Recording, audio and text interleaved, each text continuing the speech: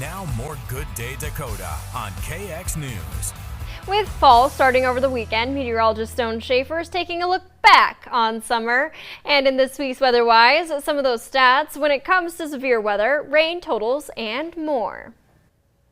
Yeah, with summer just ending over the last weekend, again, I wanted to take a look back at some of the numbers that we have when it comes to that rain and the severe weather. So to start off, let's talk about severe weather stats for the summer of 2024. Well, we had 212 severe thunderstorm warnings get issued over the summer, and that led to 748 local storm reports, and that gives us hail, heavy winds, and much more. We're talking about 26 of the 94 days had hail reports of the summer, and 15 of the 94 days had heavy wind reports. So quite a bit of the summer had severe weather. Now, when we talk about tornadoes, the numbers were maybe a little bit lower than expected when it came to forecasting, but we did have 17 tornado warnings in our area, with the most probably expected one that was that Steele EF1 tornado. We did have a tornado start in Corson County as an EF1, but as it left our area, did become an EF2. So that may be the next closest tornado to that Steele one, at least in our area when it comes to prevalence. When we look at our summer average temperatures for our high temperatures,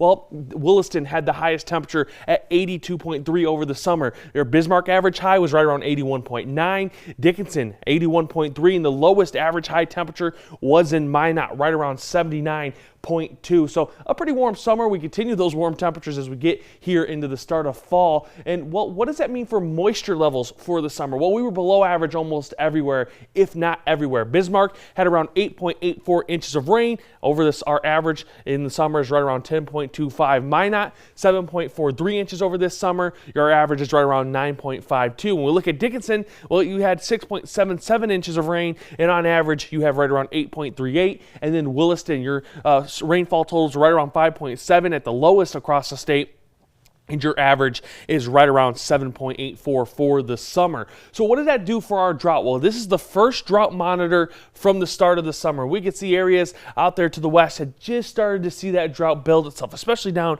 to the southwest. We get to our most current drought monitor, and we can see areas out to the west have continued to build that drought, and areas especially to the northwest and the southwest continuing to get worse. We'll see how that update. But how does this compare to other years? Even as last year, we could see much of the north was covered in drought, with some areas of severe drought. So this year has not been the worst. If you remember back in 2021, all of the state was in some capacity of drought. So this year, even though it's been bad, it's not been one of the worst that we've had here over the state at this time of the year. So remember to continue to send in your questions so I can answer them here weekly on Weather-Wise. And you can do so by heading on over to kxnet.com, clicking on weather, then Weather-Wise. There, you're going to see a link that lets you submit your